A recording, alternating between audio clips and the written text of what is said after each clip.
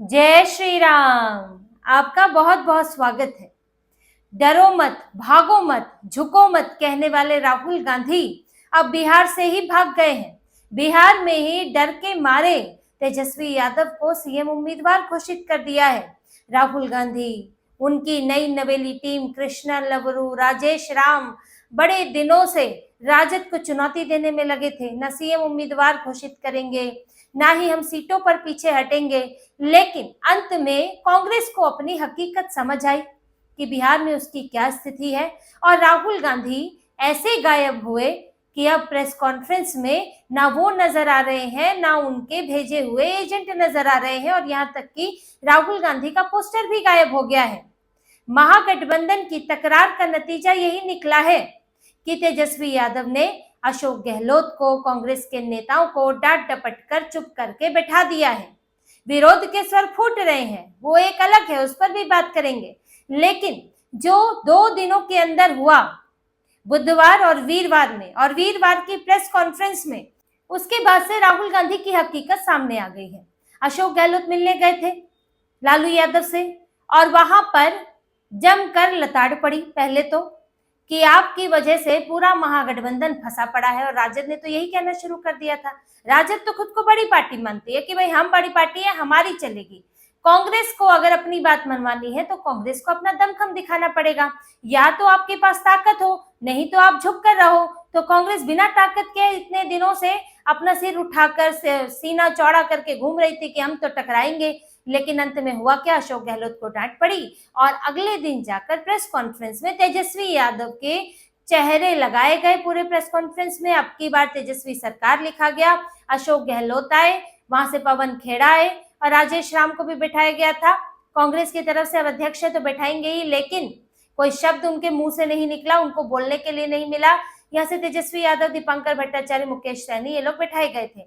तब अशोक गहलोत ने भर भर कर तेजस्वी यादव की तारीफ की, तेजस्वी यादव को सीएम घोषित कर लिया। यहाँ तक कि मुकेश सहनी को डिप्टी सीएम का चेहरा घोषित कर दिया, और कहा कि हम तो तेजस्वी यादव के नेतृत्व में ही चुनाव लड़ रहे हैं।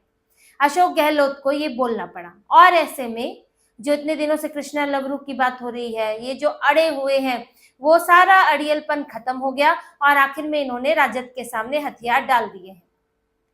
जो महागठबंधन में हालात बने हुए थे, 12-12 सीटों पर ये लोग फ्रेंडली फाइट कर रहे थे, कह सकते हैं फाइट ही कर रहे थे, जिसमें से 6 सीटें कांग्रेस और राजद के बीच है।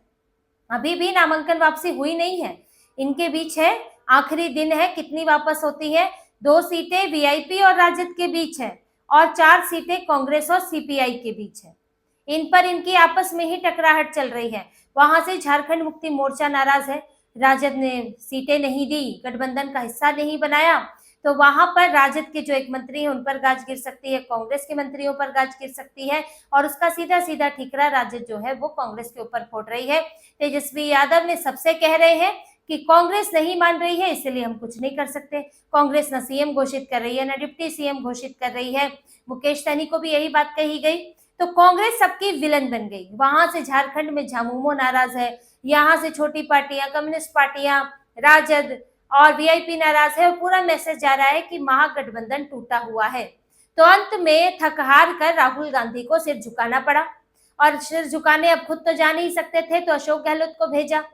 पर्यवेक्षक बनाए हुए हैं, बुजुर्ग नेता हैं, वहां भेजे गए। तेजस्वी यादव, लालू यादव ने भी भर भर कर सुनाया कि आप ही की वजह से इतनी देर हुई है। फिर अगले दिन कांग्रेस लाइन पर आ गई और सीधे सीधे उम्मीदवार घोषित कर दिया।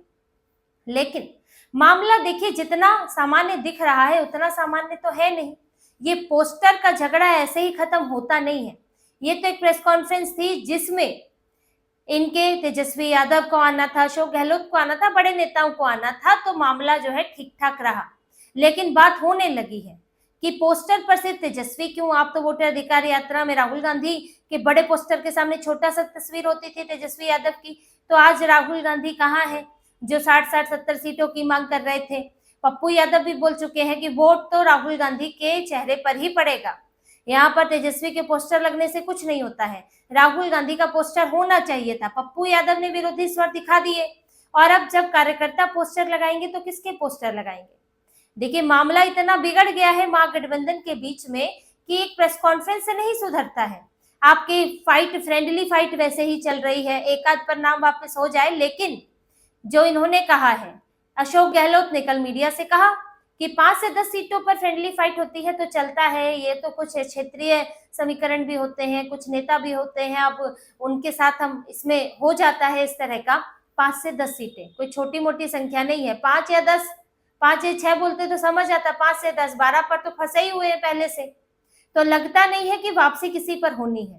और तेजस्वी यादव की तरफ से इन्हें अल्टीमेटम मिल चुका था कि अब या तो मानो या तो जाओ, क्योंकि आपकी वजह से पूरा महागठबंधन फंसा हुआ है। तो अंत में इसलिए दौड़ते दौड़ते अशोक गहलोत आए हैं। लेकिन बात है कि इतने दिनों से ड्रामा क्यों रचा जा रहा था? आखिर राहुल गांधी यहाँ तेजस्वी यादव दिल्ली आए, उनसे मिले नहीं, मल्लिकार्जुन खड़गे नहीं मिले, बार बार कृष्णा लबरू और राजेश राम को आगे किया जा रहा था। हंगामा इतने दिनों से क्यों चल रहा था जब आपको अंत में घोषित करना ही था, आपको अंत में सब कुछ मानना ही था? अब आप सीटों की बात करेंगे तो जिन सीटों पर कांग्रेस की फाइट है वो सीटें तो राजद छोड़ने को तैयार है नहीं, कुछ सीटें तो वो पहले ही दे रही थी राजद।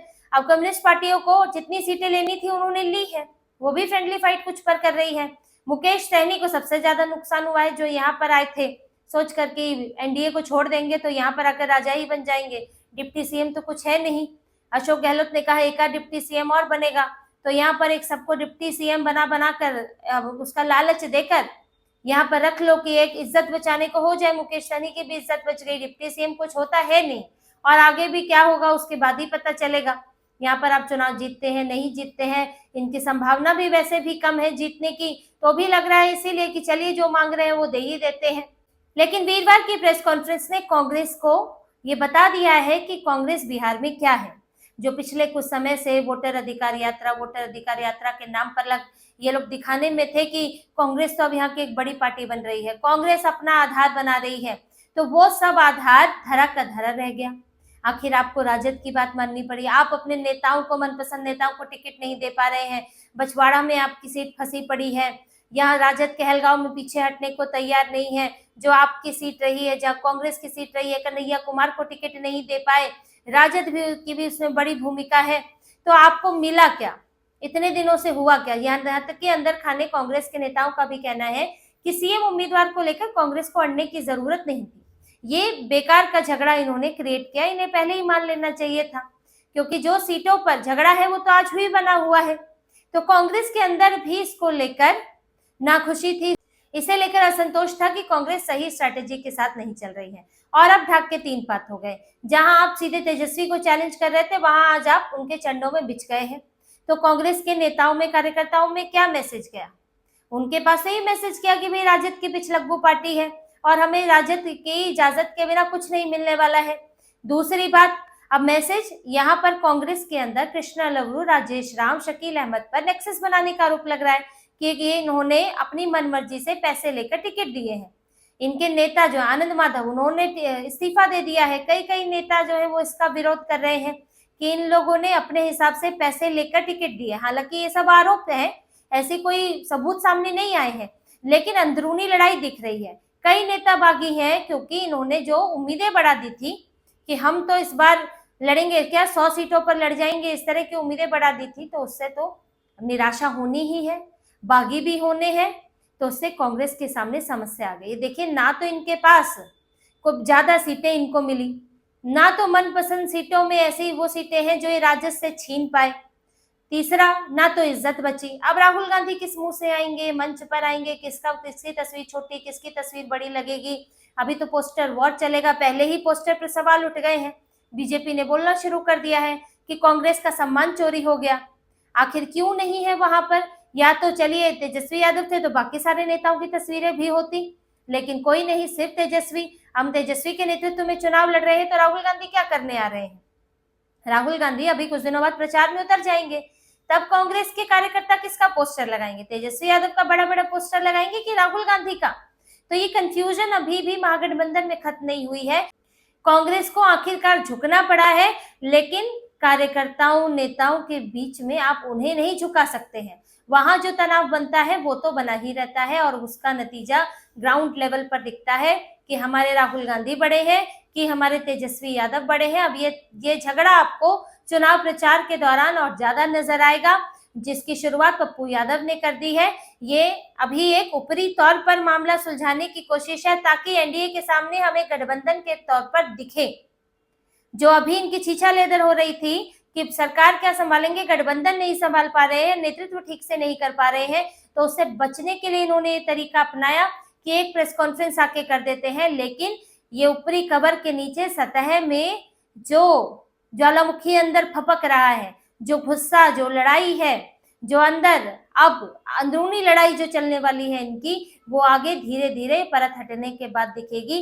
क्योंकि राजद के अंदर भी इस बात को लेकर उनके नेताओं में गुस्सा तो है ही कि कांग्रेस ने बहुत परेशानियां पैदा की है, बहुत छटपटाहट पैदा की है, जिसका खामियाजा कांग्रेस को भुगतना चाहिए।